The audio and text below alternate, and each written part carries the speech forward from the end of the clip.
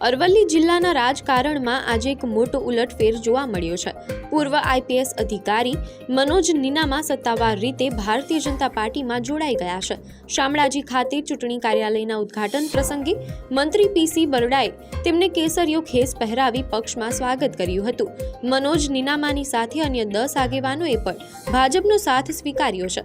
જો કે સૌથી વધુ ચર્ચા મનોજ નીનામાને મળેલી ટિકિટની થઈ રહી છે। પક્ષમાં જોડાયાના માત્ર 3 જ કલાકની અંદર ભાજપે તેમને અરવલ્લી જિલ્લા પંચાયતની ઓડ બેઠકના ઉમેદવાર તરીકે જાહેર કરી દીધા છે।